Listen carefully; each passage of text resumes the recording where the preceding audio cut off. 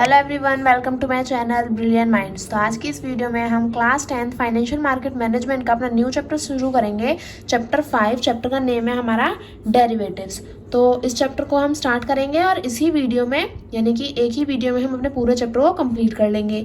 और अगर आप क्लास 10th मैथ्स भी अगर आप पढ़ना चाहते हैं तो आप मेरे चैनल की प्लेलिस्ट को चेकआउट कर सकते हैं और वहाँ पे मैथ्स भी अपनी कंटिन्यू कर सकते हैं और मैथ्स को भी मेरे चैनल से पढ़ सकते हैं। तो अपने चैप्टर 5 डेरिवेटिव्स को हम स्टार्ट करते हैं। तो यहाँ पे हमें दिया है डेरिवेटिव्स और फर्स्ट टॉपिक है what are the type of derivatives. तो टाइप्स हम पहले बाद में पढ़ेंगे, लेकिन सबसे पहले डेरिवेटिव्स होता क्या है वो समझ लेते हैं। तो जो डेरिवेटिव्स है ये हमने चैप्टर 1 में बहुत अच्छे से पढ़ा है, चैप्टर 1 का ही पार्ट है ये। तो अगर आपने चैप्टर 1 में डेरिवेटिव्स पढ़े होंगे तो आपको बहुत ईजिली समझ में आ जाएंगे। नहीं पढ़े हैं तो कोई बात नहीं, मैं दोबारा समझा देती हूँ। तो जो डेरिवेटिव्स होता है वो क्या होता है? डेरिवेटिव का कॉन्ट्रैक्ट होता है दो लोगों के बीच में, यानी कि दो पार्टीज के बीच में कॉन्ट्रैक्ट होता है। और कॉन्ट्रैक्ट में क्या होता है कि वो किसी एक अंडरलाइंग असेट से क्या करते हैं, अपने फ्यूचर में उसे खरीदने या उसकी ट्रेडिंग हम कह सकते हैं। अगर हम सिंपली समझे तो डेरिवेटिव्स क्या होता है, दो लोगों के बीच में कॉन्ट्रैक्ट होता है जिनकी सिक्योरिटीज को हम क्या करेंगे, फ्यूचर में हम ट्रेड करेंगे। यानी कि फ्यूचर में जिस सिक्योरिटी को हमें ट्रेड करना है और दो लोगों के बीच में जो कॉन्ट्रैक्ट हुआ है वही क्या हो जाएगा, हमारा डेरिवेटिव्स हो जाता है। तो आई होप आपको डेरिवेटिव समझ में आए होंगे। आगे बढ़ते हैं, what are the type of derivatives. तो इसे रीड कर लेते हैं, what are type of derivatives.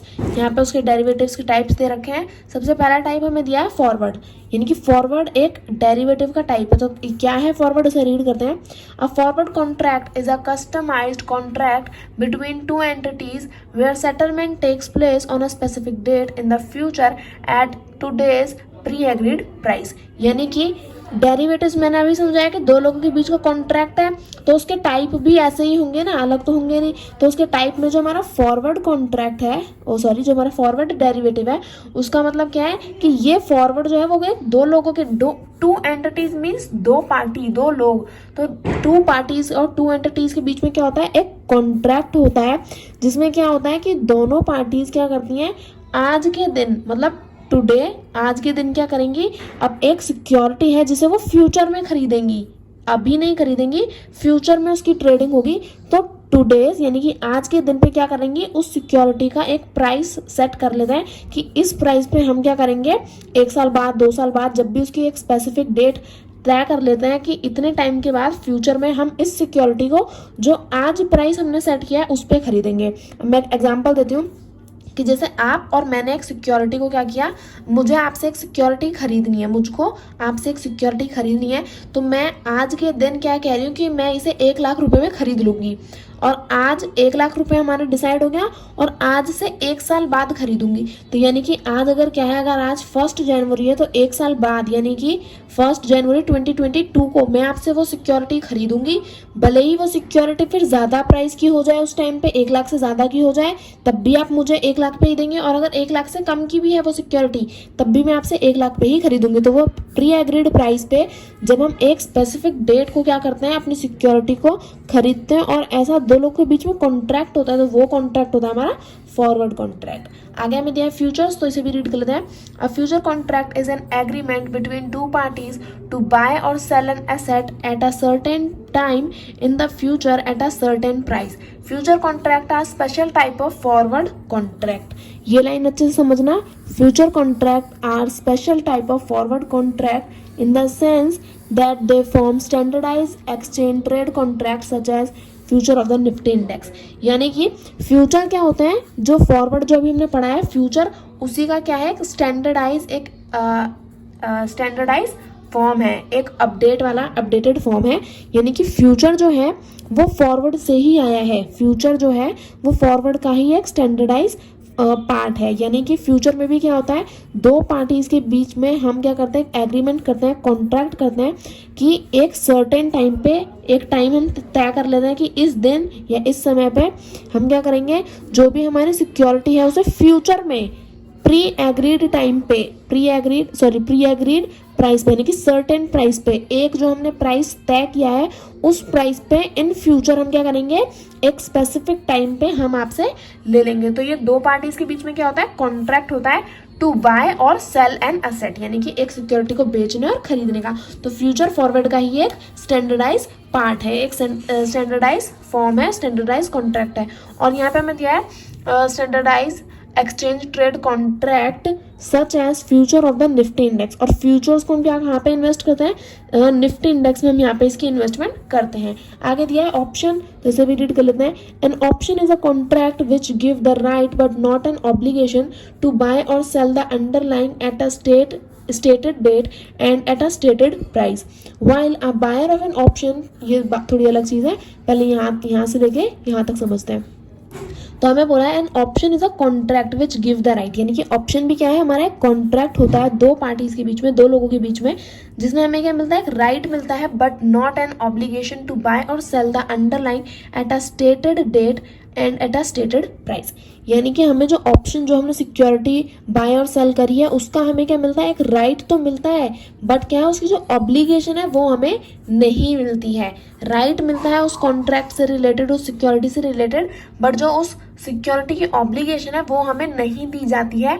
किस चीज़ के लिए, टू बाय और sell the underlying at a stated date and at a stated price. यानी कि जो हमारा ऑप्शन कॉन्ट्रैक्ट है उसका हमें राइट दे दिया जाता है जब भी हम अपने ऑप्शंस को ट्रेड करते हैं, लेकिन उसकी जो ऑब्लिगेशंस है वो बेचने और खरीदने के लिए हमें नहीं दी जाती हैं। While a buyer of an option pays the premium and buys the right to exercise his option, the writer of an option is the one who receive the option premium and therefore obliged to sell by the asset if the buyer exercise it on him. Options are of two types, calls and put option. यानी कि अगर जब हम option को खरीदते हैं, जब हम ऑप्शन में अपना पैसा इन्वेस्ट करते हैं, तो हमें क्या करना पड़ता है, एक ऑप्शन प्रीमियम हमें पे करना पड़ता है। प्रीमियम यानी कि वो जो भी उसकी अमाउंट है ऑप्शन की, उसमें एक एक्स्ट्रा अमाउंट हमें क्या करनी पड़ती है, पे करनी पड़ती है। तो प्रीमियम क्या होता है, जो उसकी रियल वैल्यू, जो उसकी फेस वैल्यू है, उससे जब हम ज़्यादा पे करते हैं तो वो हमारा प्रीमियम होता है। प्रीमियम, डिस्काउंट और फेस वैल्यू हमने चैप्टर 3 में पढ़ा था। तो प्रीमियम क्या करते हैं, ऑप्शन पे करते हैं। और कौन पे करता है, द बायर, यानी कि जो ऑप्शन को खरीदता है वो क्या करता है, ऑप्शन को प्रीमियम पे खरीदता है, यानी कि एक एक्स्ट्रा अमाउंट उसकी पे करता है। और प्रीमियम लेता कौन है, प्रीमियम जो है वो जो सेलर है, यानी कि जो हमें बेच रहा है ऑप्शन, वो क्या करेगा, यानी कि writer of an option is the one who receive the option premium, यानी कि जो खरीदेगा वो प्रीमियम को पे करेगा और जो बेचेगा हमें वो क्या होगा, वो एक्स्ट्रा अमाउंट रिसीव करेगा। और जो ऑप्शन है वो दो तरह के होते हैं, ऑप्शंस में भी दो पार्ट्स होते हैं, कॉल्स एंड पुट्स ऑप्शन। तो ऑप्शन एक कॉन्ट्रैक्ट होता है जिसमें हमें राइट मिलता है बट ऑब्लिगेशन नहीं मिलता, और ऑप्शन को अब खरीदने के लिए हम क्या करते हैं, प्रीमियम पे करते हैं, यानी कि एक एक्स्ट्रा अमाउंट हम पे करते हैं। तो अब ऑप्शन के दो टाइप होते हैं, कॉल्स एंड पुट्स, तो उन्हें भी यहाँ पे रीड कर लेते हैं। तो यहाँ पे भी दिया है calls give the buyer the right but not the obligation to buy a given quantity of the underlying asset at a given price or on or before the future date. यानी कि जो हमारे कॉल्स होता है, calls given by the buyer, यानी कि calls जो होते हैं वो हमारी बायर के लिए होते हैं। यानी कि जो कॉल्स होती हैं वो किसके लिए होती हैं, स्पेशली कॉल्स जो होती हैं वो हमारी बायर के लिए होती हैं, यानी कि जो हमारी सिक्योरिटी को खरीदेगा, जो हमारे डेरिवेटिव्स को इन्वेस्ट करेगा, यानी कि जो बायर होगा, इन्वेस्टर होगा, वो होती है कॉल्स के लिए। कॉल्स के लिए क्या होती है, और कॉल्स जो होते हैं वो बायर्स के लिए होते हैं। तो ये क्या करते हैं, calls give the buyer the right but not the obligation to buy a given quantity of underlying asset, यानी कि कॉल्स जो होती हैं वो हमारे बायर को राइट प्रोवाइड कराती हैं, यानी कि जो भी बायर के राइट हैं वो कॉल्स उन्हें प्रोवाइड कराएगी, but not the obligation to buy a given quantity of the underlying asset, यानी कि जो भी उनका अंडरलाइंग एसेट है, जिस भी डेरिवेटिव में वो इन्वेस्ट कर रहे हैं, उसे उसकी वो जो ऑब्लिगेशन है वो कॉल्स उन्हें, हमारे इन्वेस्टर्स को प्रोवाइड नहीं कराती है। और जो पुट्स होते हैं, यहाँ पे बुक्स में गलत दे रखा है, बुक में दिया है बायर, तो बायर को काट के हमें करना है सेलर।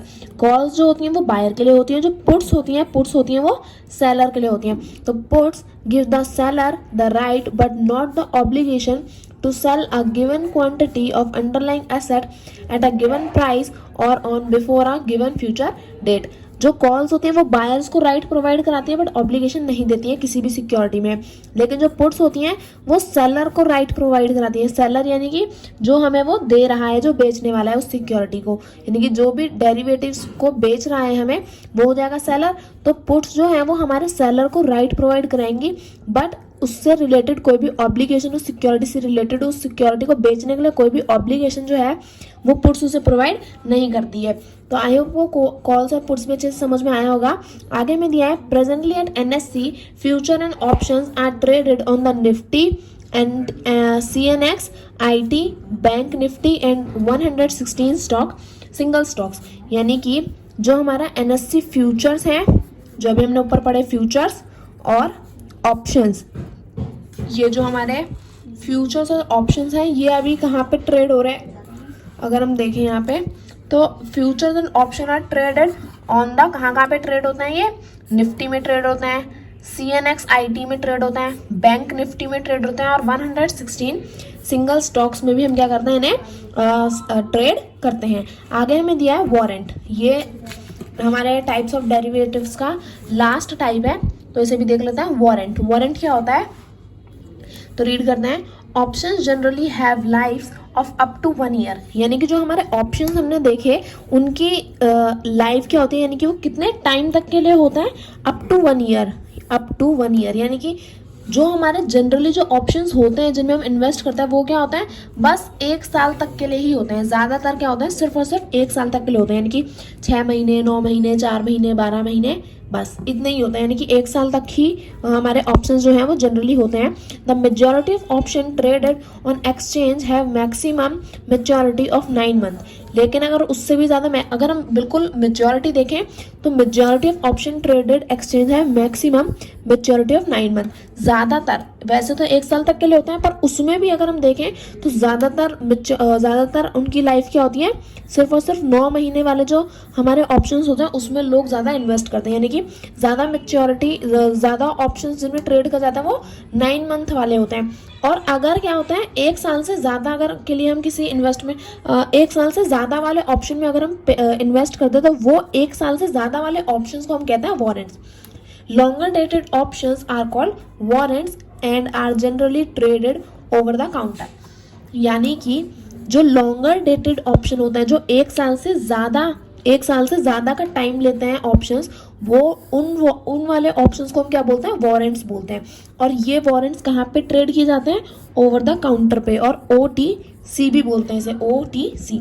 तो जो 1 साल से ज़्यादा ट्रेड होते हैं ऑप्शन, उन ऑप्शंस को हम क्या बोलते हैं, जो 1 साल से ज़्यादा के लिए होता है वो हो जाता है हमारे वारंट्स, और ये हमारे ओवर द काउंटर पे ट्रेड किए जाते हैं। आगे में दिया है what is an option premium, यानी कि ऑप्शन प्रीमियम क्या होता है, तो अभी हमने ऑप्शन में पढ़ा था पर फिर भी यहाँ पे रीड कर लेते हैं। At the time of buying an option contract the buyer has to pay premium, यानी कि जब हम क्या कर रहे हैं, एक ऑप्शन को खरीद रहे हैं, ऑप्शन कॉन्ट्रैक्ट को जब हम क्या कर रहे हैं, खरीद रहे हैं, तो जो खरीदने वाला है वो इंसान क्या करेगा, पे प्रीमियम, यानी कि उसे उस ऑप्शन को खरीदने के लिए एक एक्स्ट्रा अमाउंट क्या करनी पड़ेगी, पे करनी पड़ेगी उसके सेलर को। The premium is the price for acquiring the right to buy और सेल। और प्रीमियम हम क्यों पे करते हैं, प्रीमियम इसलिए पे करते हैं ताकि जो हमने ऑप्शन खरीदा है उसका हमें राइट मिल सके कि हम इसे खरीद भी सकते हैं और इसे आगे चल के फ्यूचर में बेच भी सकते हैं। तो इसलिए हम क्या करते हैं, उस राइट को लेने के लिए हम ऑप्शन प्रीमियम पे करते हैं। It is the price paid by the option buyer to the option seller for acquiring the right to buy or sell. Option premium are always paid upfront, यानी कि ये जो प्राइस है ये हम कौन पे करता है, ऑप्शन बायर, यानी कि जो ऑप्शन खरीदेगा वो इंसान पे करता है ऑप्शन सेलर को, यानी कि जो इंसान खरीदेगा वो ऑप्शन प्रीमियम पे करेगा उसे जिसने ऑप्शन को हमें बेचा है। यानी कि अगर मैंने आपको बेचा है ऑप्शन तो आप मुझे क्या करोगे, ऑप्शन प्रीमियम दोगे और मैं उस ऑप्शन प्रीमियम को अपने पास रिसीव करूंगी। और क्यों लेते हैं हम ऑप्शन प्रीमियम और क्यों देते हैं, ताकि हम क्या कर सकें, उस ऑप्शन से रिलेटेड उसके राइट, बाय और सेल के राइट हम क्या कर सकें, एक्वायर कर सकें, हम ले सकें। और option premium are always paid upfront, ये बहुत ही अच्छी इंटरेस्टिंग लाइन है और बहुत ही इंपॉर्टेंट लाइन भी है कि ऑप्शन प्रीमियम जो है वो हमेशा अप फ्रंट पे किया जाता है।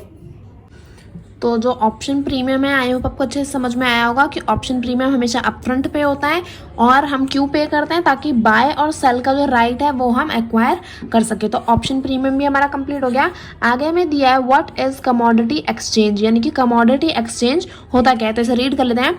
अ commodity exchange is an association or a company of any another body, corporate, organisation futures trading in commodities in a wider sense, it is taken to include any organized marketplace where trade is routed through one mechanism, allowing effective competition among buyer and among seller. This would include auction type exchange but not wholesale market where trade is localized but effectively take place through many non-related individual transaction between different permutation of buyer and seller. यानी कि commodity exchange क्या होता है? Commodity exchange हमारी एक association है। यानी कि कमोडिटी एक्सचेंज का मतलब क्या होता है? कमोडिटी हमारी वो चीज़ें होती हैं जो मूवेबल हो, जो क्या हो, उठा के हम इधर से उधर लेके जा सकते हैं। तो कमोडिटी एक्सचेंज जैसे हमारी जो ये दाल, पानी, चीनी, ये सब क्या है? ये हमारी कमोडिटीज़ होती हैं। ये जो हमारे वुड ये जो हमारी वुड होती है ना, लकड़ी, वुड, आयरन और दाल जो हमारी आती हैं अलग अलग तरीके की, शुगर, ये सब हमारी कमोडिटीज़ होती हैं। तो ये कमोडिटी एक्सचेंज यानी कि जब हम क्या करते हैं, इन कमोडिटीज़ को एक्सचेंज करते हैं। अब जब एक फार्मर गेहूँ उगाता है तो उन गेहूँओं को फिर वो मंडी में लेके जाता है ताकि उसे क्या कर सके, अपने इन्वेस्टर को दे सके, ताकि जो भी गेहूँ खरीदेगा फिर वो उसे आगे जाके मार्केट में जाके अपने गेहूँओं को क्या करेगा, सेल करेगा, ताकि जो भी गेहूँ को खरीदेगा फिर वो आगे जाके कंपनीज में देगा उन गेहूँ को, ताकि उनका आटा बन सके। तो ये जो कमोडिटीज़ हैं ये भी तो कहीं ना कहीं पे एक्सचेंज की जाती होंगी। ऐसे थोड़ी ना फार्मर के पास खुद ब खुद को ही आएगा और कहेगा कि मुझे अपने गेहूँ दे दो। फार्मर भी कहीं जाते हैं, फिर अपनी चीज़ों, अपनी कमोडिटीज़ को सेल करते हैं और उसमें कोई इन्वेस्ट करता है। ओके, तो वही होता है हमारा कमोडिटी एक्सचेंज। तो commodity exchange is an association. ये क्या है? एक एसोसिएशन है or a company of any another body, corporate organization future trading in commodities. It is a wider sense it taken to include organize market. यहाँ पे क्या दिया है कि कमोडिटी एक्सचेंज क्या होता है? एक ऐसी एसोसिएशन जहाँ पे क्या हुआ, वो अपनी कमोडिटीज़ को एक्सचेंज करें। और यहाँ पे this would include auction type exchange but not wholesale market where trade is localized. यानी कि ये क्या होता है?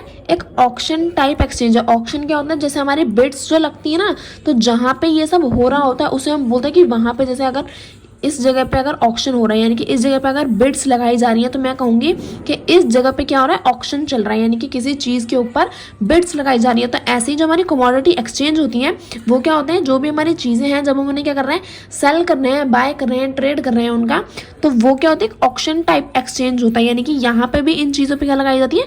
बिड्स लगाई जाती है कि कौन सा इन्वेस्टर, इन द सेंस यहाँ पे हम कोई फाइनेंशियल सिक्योरिटी की बात नहीं कर रहे हैं, यहाँ पे हम अपनी कमोडिटीज़ की बात कर रहे हैं। जो हमारे दाल, चावल, गेहूँ, ये सब होता है ना, उनकी बात कर रहे हैं। तो इनमें जो ऑक्शन लगता है ये एक ऑक्शन टाइप एक्सचेंज होता है। यानी कि यहाँ पे हम क्या करते हैं? बोलियाँ लगा के अपनी इन्वेस्टमेंट करते हैं, बोलियाँ लगा के अपनी कमोडिटीज़ को खरीदते हैं और कमोडिटीज़ को एक्सचेंज करते हैं। तो ये होता है हमारा कमोडिटी एक्सचेंज, जहाँ पे हम क्या करें? अपनी सिक्योरिटीज़ को एक्सचेंज करें ऑक्शन टाइप एक्सचेंज में। तो ये हो गया हमारा कमोडिटीज़। अब आगे पढ़ेंगे what is meant by commodity. अभी कमोडिटी होती ही क्या है? कमोडिटीज एक्सचेंज हमने समझा, पर कमोडिटी क्या होती है ये भी तो समझना जरूरी है। तो FCRA forward contract regulation act 1952, तो ये जो एक्ट है इसे भी याद करना है कि एक्ट 1952 के according forward contract regulation act से क्या पता चलता है कि ये हमें ये बता रहा है, FCRA हमें क्या बताता है? डिफाइन गुड्स और every kind of movable property other than ऑक्शनेबल claims, money and security. यानी कि कमोडिटी क्या होती है? कमोडिटी हमारी ऐसी गुड्स होते हैं, ऐसे गुड्स एंड प्रोडक्ट तो सुना होगा, तो ऐसी गुड्स यानी कि ऐसे प्रोडक्ट्स जो क्या हो? Every kind of movable property, यानी कि जो मूव करती हो, इधर से उधर जाती हो, बट वो क्या होने चाहिए? ऑक्शनेबल क्लेम्स नहीं होने चाहिए। मनी, हमारा पैसा भी तो इधर से उधर जाता है, बट पैसे को हम कभी भी कमोडिटी में इंक्लूड नहीं करते हैं। और जो हमारी सिक्योरिटीज़ हैं, यानी कि जो हमारे बॉन्ड, स्टॉक्स और ये जो हमारे शेयर्स हैं, इन सबको भी हम कमोडिटी नहीं बोलते हैं। तो ऐसी चीज़ें जो मूव हो सकती हैं उन्हें हम क्या बोलेंगे? कमोडिटी बोलेंगे। पैसा, सिक्योरिटी और ऑक्शनेबल क्लेम्स को हटाकर इन तीनों के अलावा जो भी चीज़ें मूव हो सकती हैं वो क्या हो जाएंगे? कमोडिटी। ये जो पेंसिल है ये भी एक मूवेबल प्रोडक्ट है, तो ये क्या हो जाएगी? ये भी एक कमोडिटी हो सकती है, ये एक कमोडिटी है। आगे दिया है future trading is organised in such goods और products are permitted by central government, यानी कि जो हमारी फ्यूचर ट्रेडिंग होती है और जो सेंट्रल गवर्नमेंट जो हमारी सेंट्रल गवर्नमेंट है उसने गुड्स और कमोडिटीज़ को डिफाइन कर रखा है यहाँ पे। इसे रीड कर लेता है, उसके बाद मैं आपको अच्छे से समझाऊंगी। शायद अभी आपको समझ ना आया हो, पर इसे रीड कर लेता है इस पैराग्राफ को, इन 3 लाइन्स को, फिर मैं आपको समझाती हूँ। At present all goods and products of agricultural include plantation mineral and fossil fuels are allowed for future trading under the auspices of commodity exchange recognized under the FCRA। यानी कि जो हमारी सेंट्रल गवर्नमेंट है उसने जो हमारी जो commodities है उन्हें कैसे डिफाइन किया है, ऑल प्रेजेंट ऑल गुड्स, यानी कि जितने भी goods and products of agriculture हैं, यानी कि एग्रीकल्चर से रिलेटेड जितने भी गुड्स हैं। एग्रीकल्चर में क्या होता है, हमारे ये दाल चावल गेहूं, और ये जो हमारी डेयरी फार्मिंग होती है ना, जो मिल्क होता है, ये भी हमारा एग्रीकल्चर प्रोडक्ट है। जो एग है ये भी हमारा एग्रीकल्चरल प्रोडक्ट है। तो जो जितने भी गुड्स और प्रोडक्ट्स हैं जो एग्रीकल्चर से रिलेटेड है, इंक्लूडिंग प्लांटेशन यानी कि जैसे हमारे टी हो गई और कॉफ़ी हो गई, ये सब भी क्या है, हमारे एग्रीकल्चर से आते हैं। तो एग्रीकल्चर से रिलेटेड जितने भी गुड्स हैं, जितनी भी कमोडिटीज़ हैं वो, और जो हमारी प्लांटेशन है वो, minerals and fossil fuels, fossil origin, minerals और फॉसल ओरिजिन तो आपको पता ही होगा। मिनरल्स क्या होता है, लाइक कोल, पेट्रोलियम, ये सब मिनरल्स होते हैं। मिनरल्स जैसे हमारे जो आयरन वायरन होता है वो, सॉरी, और फॉसल ओरिजिन हमारे कोल एंड पेट्रोलियम होता है। तो मिनरल्स क्या होता है, जो हमारे आयरन हो गया, गोल्ड हो गया, ये सब, और फॉसल ओरिजिन जैसे हमारे कोल एंड पेट्रोलियम। तो ये सारी चीज़ें, agricultural product, plantation, mineral and fossil fuels, इन सबको हम क्या बोलते हैं, इन सबको हम अपने कमोडिटी एक्सचेंज में रिकॉग्नाइज करते हैं अंडर FCRA। तो ये होती है हमारी कमोडिटीज़। जब भी कोई पूछे कमोडिटीज़ क्या होती हैं, तो ऑल, सीधा सीधा ये भी कह सकते हैं, all movable product except money, actionable claims and securities. इन सब के अलावा हमारी जितने भी मूवेबल प्रोडक्ट हैं, इनको इधर से उधर जा सकते हैं, वो क्या होती है, हमारी कमोडिटीज़ होती हैं। आगे दिया है what is commodity derivative market, यानी कि जो हमारी कमोडिटी डेरिवेटिव मार्केट है वो क्या होती है। तो पढ़ लेते हैं। Commodity derivative market trade contract for which the underlying asset is commodity. It can be agricultural commodity like wheat, soybean, rapeseed, cotton, etc. और precious metal like gold, silver, etc. Commodity derivative market क्या होता है, trade contract है जिसमें commodities आप समझ गए, product, derivatives यानी कि हमारे क्या होते हैं, ऐसे दो लोगों के बीच में क्या होती है, कॉन्ट्रैक्ट होता है जिसमें हम फ्यूचर में क्या करेंगे, ट्रेड करेंगे। तो कमोडिटीज यानी कि हमारे प्रोडक्ट्स को जब हम फ्यूचर में ट्रेड करते हैं एक मार्केट, एक कॉन्ट्रैक्ट के थ्रू, तो हमारे जो कमोडिटीज हैं, हम किन चीज़ों का ट्रेड करेंगे फ्यूचर में, तो वो वीट हो सकता है, सोयाबीन तो घर में भी खाते होंगे, वीट, सोयाबीन, रेपसीड, ये सब तो हमारे घर में ही होते हैं, है ना। तो वीट यानी कि जो हमारे गेहूँ होते हैं, सोयाबीन जो हमारी वो जो सोयाबीन वाली सब्जी आती है वो, रेपसीड, कॉटन, और इन चीज़ों के अलावा एग्रीकल्चरल कमोडिटी, ज़रूरी नहीं है बस यही 4 चीज़ें, और भी बहुत कुछ हो सकता है, कॉर्न जो हमारा भुट्टा होता है वो भी। तो यानी कि बहुत सारी जो एग्रीकल्चरल कमोडिटीज़ हैं वो, और precious metal like gold, silver, यानी कि जो हमारे बहुत ही क्या बोलते हैं, मूल्य धातु हैं, यानी कि जो बहुत ही प्रीशियस, बहुत ही इंपॉर्टेंट मेटल्स हैं, उनका भी हम क्या कर सकते हैं, कमोडिटी डेरिवेटिव मार्केट में उनकी ट्रेडिंग कर सकते हैं। जैसे गोल्ड और सिल्वर जो है, ये क्या है, बहुत ही प्रीशियस मेटल हैं, बहुत ही महंगे आते हैं, तो इनकी भी हम क्या कर सकते हैं, कमोडिटी डेरिवेटिव मार्केट में ट्रेडिंग कर सकते हैं। आगे हमें दे रखा है what is difference between commodity and financial derivatives, यानी कि कमोडिटी और फाइनेंशियल डेरिवेटिव्स में डिफरेंस क्या है। तो इसे रीड कर लेते हैं। The basic concept of a derivative contract remain the same whether the underlying happens to be a commodity or a financial asset. However, there are some features which are very peculiar to commodity derivative market. In the case of financial derivatives, most of these contracts are cash settled. यानी कि पहला difference देखो क्या है, financial derivatives most of these contract are cash settled, यानी कि जो हमारे फाइनेंशियल कमोडिटीज होती है, फाइनेंशियल डेरिवेटिव्स यानी कि जो हमारे सिक्योरिटीज हैं, स्टॉक, शेयर्स, बॉन्ड्स, ये सारी क्या है, फाइनेंशियल डेरिवेटिव्स हैं। और ये सारी फाइनेंशियल डेरिवेटिव्स हैं, तो ये क्या होते हैं, ये जनरली कैश सेटल्ड होते हैं, यानी कि इसमें क्या होता है, हमारे पैसे का ज़्यादा इंपॉर्टेंट रोल होता है। तो ये कैश सेटल्ड हो गई, तो ये पहला डिफरेंस है। आगे में दिया है even in the case of physical settlement financial assets are not bulky and do not need special facility for store.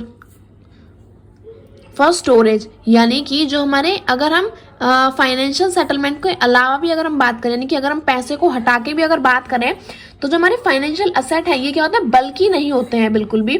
और क्या होता है, इन्हें कोई स्पेशल फैसिलिटी नहीं चाहिए होती है स्टोरेज के लिए, यानी कि इन्हें कोई ज़रूरी नहीं है कि इन्हें कहीं पे हमें रखना ही पड़ेगा। यानी कि अगर हम शेयर खरीदते हैं तो उसका मतलब ये तो नहीं कि शेयर को उठा के घर में ला के रख रहे हैं कि भाई हमने शेयर खरीद लिया तो हम कंपनी में से शेयर उठा के ले आए और अब घर पे रखेंगे, ऐसा तो नहीं होता ना। तो ये जो हमारे फाइनेंशियल डेरिवेटिव्स होते हैं ये क्या होता है, इन्हें ये do not need special facility for storage, इन्हें स्टोरेज के लिए यानी कि इन्हें रखने के लिए हमें कोई स्पेशल फैसिलिटी की ज़रूरत नहीं होती है। But due to the bulky nature of the underlying asset, physical settlement in the commodity derivative market creates a need for warehousing. Similarly, the concept of varying quality of asset do not really exist as far as financial underlying are concerned. However, in the case of commodity, the quality of the asset underlying a contract can vary at times. यानी कि जो हमारी financial assets हैं, financial derivatives हैं, ना तो वो बल्कि होती है, ना ही उनके लिए हमें कोई फैसिलिटी चाहिए किसी उन्हें स्टोर करने के लिए, और वो ज़्यादातर क्या होती है, कैश सेटल होती हैं। लेकिन वहीं अगर हम अपनी कमोडिटी डेरिवेटिव की बात करें तो वो क्या होती है, उनका नेचर जो होता है वो बल्कि नेचर होता है, और उन्हें स्टोर करने के लिए हमें क्या चाहिए, एक स्पेशल फैसिलिटी भी चाहिए, यानी कि हमें एक स्पेशल जगह चाहिए जहाँ पे हम क्या कर सकें, अपनी सिक्योरिटी, अब अपनी कमोडिटीज़ को स्टोर कर सकें। अब ये जो गेहूँ चावल हैं, अब इन्हें तो हम इलेक्ट्रॉनिक फॉर्म में सेव नहीं कर सकते ना, ऐसा तो नहीं है ना कि PDF बनाएंगे सारे गेहूँ चावलों को अपने फ़ोन में रख लेंगे, ऐसा तो नहीं होगा। तो हमें क्या करना पड़ेगा, इनके लिए एक स्पेशल स्टोरेज हमें क्या करनी पड़ेगी, क्रिएट करनी पड़ेगी, और इन्हें क्या करना पड़ेगा, अपने ही एक क्रिएट करके एक सेटलमेंट हमें क्रिएट करके क्या करना पड़ेगा, इन्हें अपने पास में रखना पड़ेगा। और ये जो कमोडिटीज़ होती हैं, वो कमोडिटी डेरिवेटिव्स जो होती हैं वो क्या होती हैं, हमारी बल्कि इन नेचर होती हैं, यानी कि जो फाइनेंशियल डेरिवेटिव्स हैं वो बल्कि नहीं होते हैं, और जो हमारी कमोडिटीज़ होती हैं वो बल्कि इन नेचर होती हैं। तो इसी के साथ हमारा चैप्टर नंबर 5 पूरी तरह कंप्लीट हो गया है एक ही वीडियो में। आई होप आपको चैप्टर 5 अच्छे से समझ में आया होगा। कोई भी डाउट है तो प्लीज़ आप कमेंट सेक्शन में पूछ सकते हैं। आई होप आपको चैप्टर बहुत अच्छे से समझ में आया होगा। और अगर आपको क्लास 10 मैथ्स भी पढ़नी है तो आप मेरी चैनल की प्लेलिस्ट चेक कर सकते हैं। तो आई होप आपको चैप्टर 5 अच्छे से समझ में आया होगा। वीडियो अच्छी लगी तो प्लीज़ वीडियो को लाइक करें and subscribe my channel for more videos. Thank you for watching.